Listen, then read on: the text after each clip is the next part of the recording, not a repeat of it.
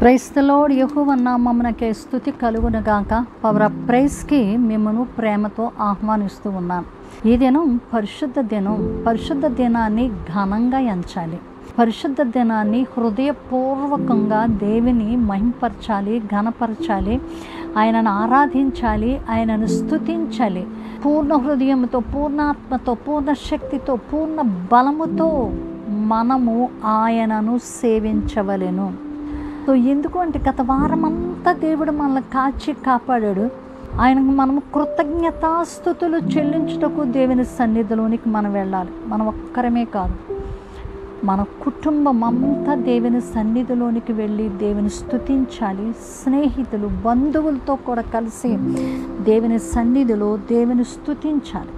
So అందుకనే యెషయా గ్రంథం 41వ అధ్యాయంలో అంటూ ఉన్నారు, నిశ్చయముగా జనులు గడ్డి వంటి వారే, గడ్డి ఎండిపోవును, దాని పువ్వు వాడిపోవును, మన దేవుని వాక్యము నిత్యము నిలుచును. మనుషులు ఎలాంటి వారు అంటే గడ్డి అలాగే ఎండిపోతూ ఉంటుందో మన పరిస్థితి అంతే. పువ్వు వాడిపోద్ది, గడ్డి ఎండిపోతుంది, కానీ నిత్యము నిలిచేది ఒకటి ఉంది, అదే దేవుని వాక్యం. సో మనం ఎక్కడికి వెళుతున్నాం?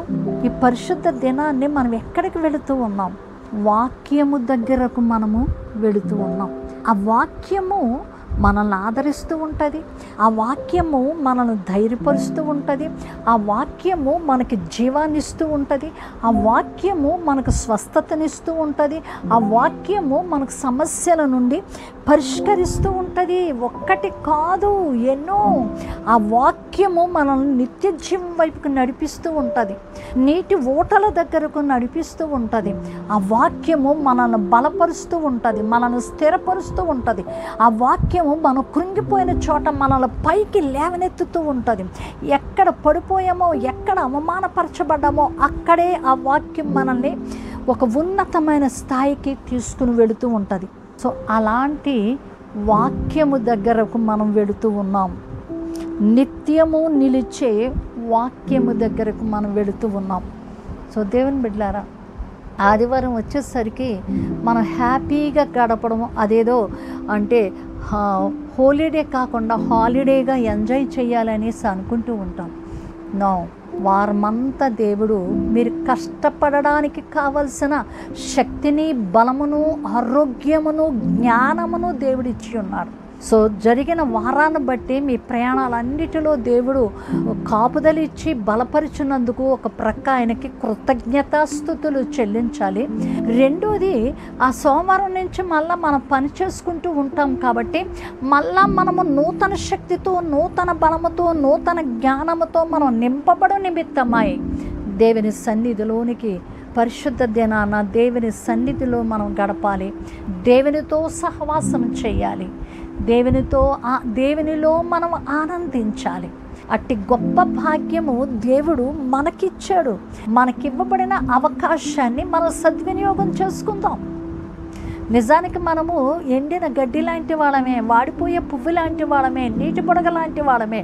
కానీ దేవుడు మన పట్ల కృప చూపించి ఆరోగ్యమును, ఆయుష్ను, జ్ఞానమును దేవుడు మనకిచ్చి మనం పని చేసుకుని బ్రతకడానికి కావలసిన తన శక్తిని, తన కృపయు దేవుడు మనకిస్తూ ఉన్నారు. కాబట్టి జరిగిన వారమంతటిలో దేవుడు కాపుదలు ఇచ్చినందుకు జరగబోయే వారములో దేవుని యొక్క సహాయం కొరకు దేవుని సన్నిధిలోనికి వెళ్ళి దేవుని మనం స్తుతించవలసిన వారమై ఉన్నాం. సో అట్టి విధంగా ఒకవేళ ఇప్పటికే మీరు ఏదైనా ప్లాన్ చేసేసుకుని ఉన్నారేమో, ఎలా ఎంజాయ్ చేద్దాం, అలా చేద్దామని.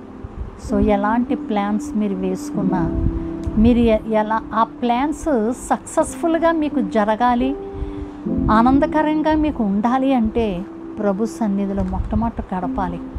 ప్రభువుకి ఇవ్వవలసినట్ట ఫస్ట్ ప్రయారిటీ ప్రభువుకు మనం ఇచ్చినప్పుడు దేవుడు అన్ని విషయాలలో తన కృపను మన పట్ల ఆయన కుమ్మరిస్తూ ఉంటాడు. మనకు అన్ని విషయాలలో ఆయన తోడై ఉంటాడు. ఆయన మంచి మనకి గైడ్గా ఉండి మనల్ని నడిపిస్తూ ఉంటారు. సో అట్లాంటి దేవునికి కృతజ్ఞతాస్తుతులు చెల్లించుదామా. సకల ఆశీర్వాదములకు కారణభూతుడా మా యెహోవా పరిశుద్ధుడా, నీకు స్తోత్రాలు నాయన. ఈ సమయమందు తండ్రి, మీ వాక్యము నిత్యము నిలిచేది. నాయన మానవులమైన మేము గడ్డిలాగా ఎండిపోయేవాళ్ళం, పువ్వులాగా రాలిపోయేవాళ్ళం. కానీ నీ వాక్యము నిత్యము నిలుస్తూ ఉంది. నీ వాక్యము తరతరాలు నిలుస్తూ ఉంది ప్రభువా. నాయన అట్టి నీ వాక్యము దగ్గరికి బిడలు వచ్చినప్పుడు నీ వాక్యము అద్దం లాంటిది, నీ వాక్యము అగ్ని వంటిది, నీ వాక్యము బండల బద్దల చేసి శుద్ధి వంటిది. నీ వాక్యము ఆదరిస్తూ ఉంది, ధైర్యపరుస్తూ ఉంది, బలపరుస్తూ ఉంది. దేవా, అట్టి వాక్యము దగ్గరికి వస్తూ ఉన్నప్పుడు ప్రతి ఒక్కరిని ప్రభువా, ఎవరు ఏ విధంగా వారు నీ పాదాల దగ్గరకు వస్తూ ఉన్నారో, ఆ నిత్యము నిలిచే వాక్యం దగ్గరికి వస్తూ ఉన్నారో, వారి యొక్క మనస్సు, వారి హృదయాలు అన్నీ చూచుచున్న దేవుడు కాబట్టి ఆ పరిస్థితి తగినట్లుగా ఆదరించువాడా, ధైర్యపరచువాడా, బలపరచువాడా, మీకు మా నిండు కృతజ్ఞతలు, స్తుతులు, స్తోత్రాలు చెల్లిస్తూ ఉన్నాం. సకల మహిమ, ఘనత, ప్రభావాలు మీరే పొందుకోమని యేసు శ్రేష్టమైన నామమున స్తుతించి ప్రార్థించి పొంది ఉన్నాము తండ్రి. ఆమేన్, ఆమేన్. God bless you dear friends. దేవుని సన్నిధికి నిత్యము నిలుచుచున్న వాక్యము దగ్గరికి వెళ్ళండి, దైవ దీవెనలు పొందుకొనండి. మీరు ఇతరులకు ఆశీర్వాదకరంగా ఉండునట్లుగా లైక్ చేయడం మర్చిపోవద్దు. లైక్ చేస్తూ ఉండండి, షేర్ చేయండి, సబ్స్క్రైబ్ చేయమని చెప్పండి. ఇతరులను ప్రోత్సహించండి, మీరు సబ్స్క్రైబ్ చేయండి. God bless you. మీ ప్రియ సహోదరి షారోన్ సువార్తరాజు. షలోమ్.